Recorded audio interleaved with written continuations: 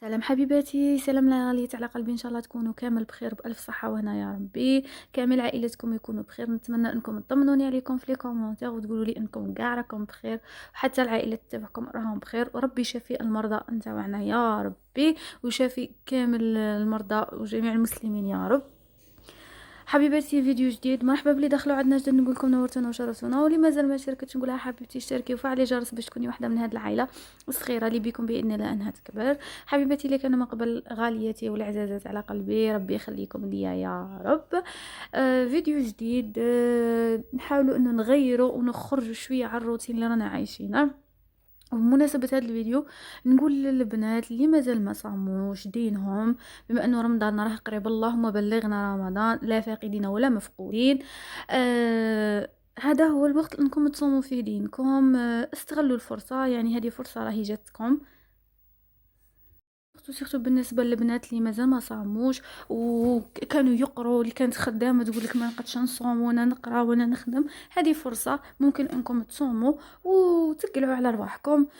وان شاء الله تكون وصلت الرساله. بالنسبه للبنات اللي يعجزوا، نحاول مره على مره نشارك معكم هذه الروتينات. انا صراحه ماشي انا اللي كنت صايمه، انا دائما يعني ديني الحمد لله نصومه بعد رمضان، ما نطولش ونصومه. بصح كانت اختي صامت ودرت لها هاد الحشا، هي وبنت عمي كانوا صاموا في زوج، ودرت لهم هاد الحشا وبغيت نبارطاجيه معكم كما قلت لكم، باش تاني اللي مازال ما صاموش يتحفزوا وينوضوا يصوموا ويكملوا دينهم ان شاء الله يا ربي.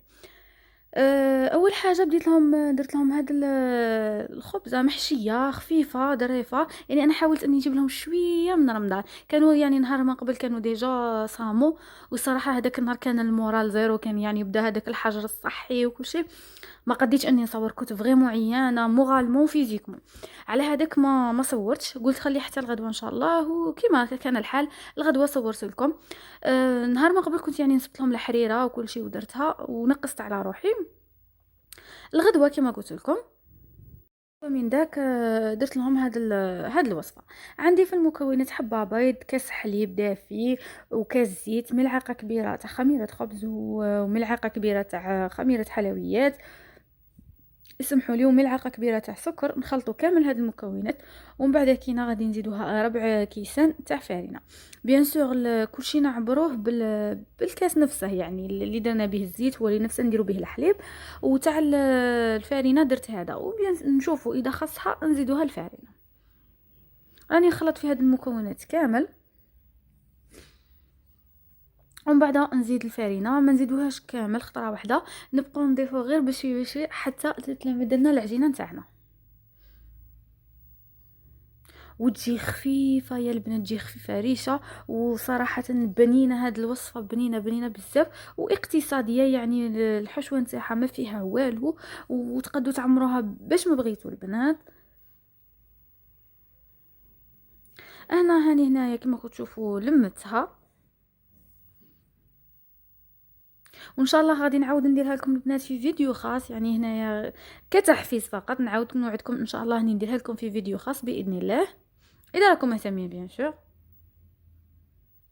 انا زدت، كان خاصني شويه تاع فرينه زدتها، وراني لمت في العجينه نتاعي بهذه الطريقه كما راكم تشوفوا. وكما قلت لكم العجينه سهله وما تغبنكمش، يعني البنات ما تتطلبش جهد ولا يعني باش تلمدوها ولا تعجنوها ولا خفيف خفيف، يعني قاعد تكوني صايمه وديريها ما عندك حتى اشكال. قلنا طاوله رمضانيه بيان سور ما تخلاش من التحليه، درت لهم واحده التحليه اللي فضلت اني نخليها لكم في فيديو خاص. ياتي كيبغيو يديروا التحليات يلقوهم يعني وحدهم، ما يبقوش يحوسوا في الروتين. هنا كاين واحد الاخت سقستني قالت لي طاجين جلبان تاعك عجبني وكيفاه ديريه. الفيديو غادي نخليه لكم تحت في صندوق الوصف، الطريقه تاعي كي ندير طاجين زيتون، عفوا طاجين جلبان، زيتون من جبتها ما على باليش. المهم، شو الحاجه الوحيده البنات اللي انا نديرها انه نقلي الجلبان، نخليه يتقلى يتقلى حتى يقول لي صاي طبت، ماشي غير تقليت، نخليه يا البنات لو كان نص ساعه 45 دقيقه نورمال ما عنديش اشكال، نخليه يتقلى مليح، يعني هكا يجيكم بنين بنين بنين بزاف بزاف بزاف. كما كنتوا تشوفوا راني خليته يتقلى على غرده ما نورمال عادي، مانيش متقلقه عليه يعني.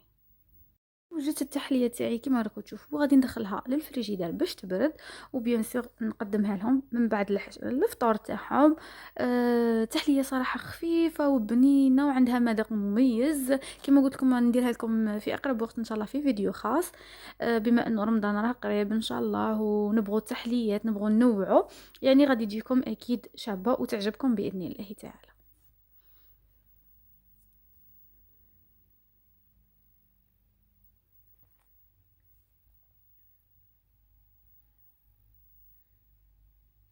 نولوا للحشوه تاع الفطيره. هنا كما كتشوفوا قطعت البصله.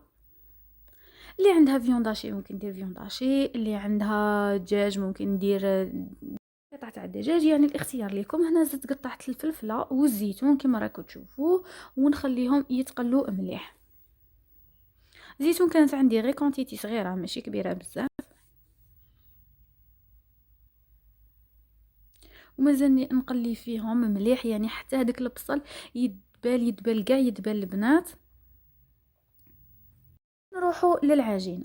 قسمتها على زوج، يعني هذيك الكونتيتي البنات هذه اللي درتها درت لي بلا كبير. دوك نوريكم البلا اللي درت فيه انايا. المهم قسمت العجينه تاعي على زوج بهذه الطريقه، وكما قلت لكم يا البنات تجي خفيفه خفيفه فريمون خفيفه ريشه. حليت العجينه الاولى بهذه الطريقه، ولهنايا هذا الورق غبني، رحت جبت لي راني مولفه به. المهم حليتها بهذه الطريقه. شوفوا ديجا غير كي تحلوها ما تغبنكمش. هاي البلا تاعي البنات درت له الفارينه نتاعها. شوفوا البلا قداه ما شاء الله يعني كبير، يعني تعرفوا ان هاد الكونتيتي دير لكم حاجه كبيره لاباس بها. وانا جيت زعما نلعبها قافزه، ما باليش كيما بانت لي بلي الوريق يدخل في داك البلا مع انني موالفه بلي ما يدخلش. ما ديروش عليا والله يا البنات، من راسنا تلفنا والله لا تلفنا. هنا بالنسبه لهذيك الشكشوكه بعد زدتها لا طوماط وزدتها الفرماج، يعني باش نبننها. هذا ما كان كما قلت لكم ما درت فيها لا فيونداشي لا دجاج لا والو، ما كان عندي والو صراحه. درت لها هادو، ومن بعد كينا نجيب فرماج غابي نرابو كونتيتي لاباس بها بهذه الطريقه كما راكم تشوفوا. ومن بعد كينا نعاود نولي نحل العجينه الزوجه. نحل العجينه الزوجه. شوفوا درت لها كما قلت لكم كميه مليحه يعني معتبره. نحل هذه الزوجه باش نديرها من الفوق. ديجا قلت لكم لاباط يا بنات، لاباط يعني ما شاء الله عليها شابه شابه بزاف، وتساعدكم يعني خفيفه ماشي ما ديرونجيكمش تقعد تقطع لكم ولا. وانا نموت على لي بات اللي ما يتقطعوش، هذوك اللي يتقطعوا يمرضوني. المهم هاي كما تشوفوا، ونعاود نحطها فوق الاخرى. ايوا ونبلعوها بالفوقه، ونحاولوا نضغطوا عليها في الوسط بهذه الطريقه كما راكم تشوفوا. تبغوا تدهنوها بالبيض بصفار بيضه، يعني تبغوا لا لانها غادي تحمر. كما قلت لكم غادي تحمر، لكن كان اللي يبغيها حمراء بزاف يعني ممكن انه يضيف صفار البيض. ها هي شوفوا البنات انا ما دهنتهاش، درت لها غير الزيتون من الفوقه ودخلتها الطيب، وفريمون جات بنينه وما تشبعوش منها. ودركا نروحوا البنات نحطوا لا طابل مع بعض. هذه هي الطاوله اللي حضرتها لهم. طاجين جلبان بالبطاطا والدجاج. كما قلت لكم الجلبان البنات خلوه يتقلى حتى كي يتكمش. هذه هي الطاوله اللي حضرتها لهم. طاجين جلبان البنات يجي شباب بزاف كما قلت لكم، يعني خلوه حتى يتكمش هذاك الجلبان وعادك مرقوه باش يجي شباب. ودرت لهم حريره كنت درتها ليله من قبل، وسلطات على حشيش كانت كاينه، وهذيك الفطيره يعني طاوله رمضانيه. يعني نقدروا نقولوا 50% طاوله رمضانيه، لانه رانا متعودين طاوله رمضانيه يكون فيها بزاف. المهم وهذه هي التحليه اللي اكتفيت اني ندير لها الفخاز من الفوق. لانه الباتور كيما على بالكم خسر لي، يعني ما عنديش كي ندير، راني عاد ما شريتش، وحاليا راني في تقشف. اصلا شكون راه يخرج باش يشري الباتور، باش يشري لي فوي ولا يشري الباتور ولا يدير حاجه. المهم شوفوا التحليه كي جات من الداخل. قلت لكم غادي نديرها لكم في فيديو خاص باذن الله تعالى هاد اليومين ان شاء الله.